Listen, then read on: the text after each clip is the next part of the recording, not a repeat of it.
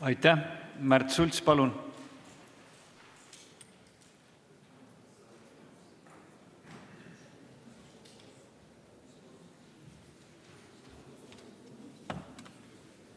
Hea eesistuja, kolleegid, tahtsin tunnustust avaldada härra Rein Rattasele.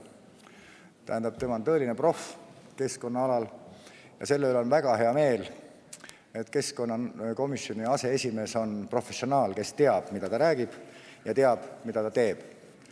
Mida ei saa aga rääkida Keskkonnaministeeriumi kohta. Ma ei taha olla negatiivne inimene ja ma ei olegi negatiivne inimene, aga ma sain täna kirjaliku vastuse Paljassaare kultuurilaidude kohta, teise kirjaliku vastuse Keskkonnaministeeriumist.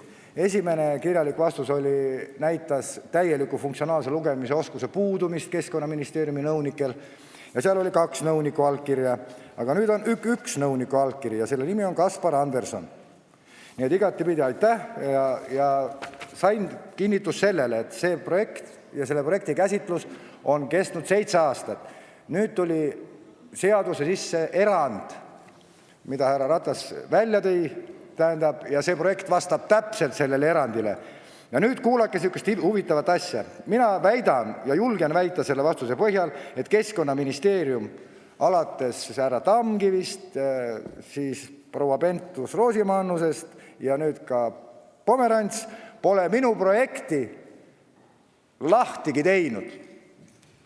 Tähendab, vastuses on selline asi, et viidatud vaiadele rajamisel toimub vaiadele.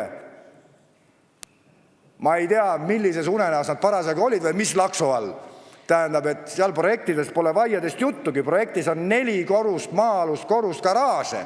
Kas need tehakse vaiadele? Maa-alused korrused vaiadele. Uus tehnoloogia. Minu arust tipptase.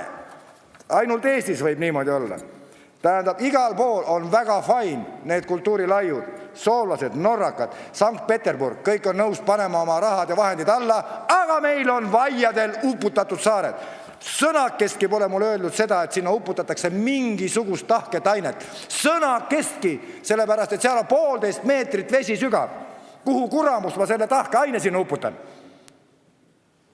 Nad ei ole lahti teinud ja nüüd seltsimehed, poliitikud, kaasvõitlejad.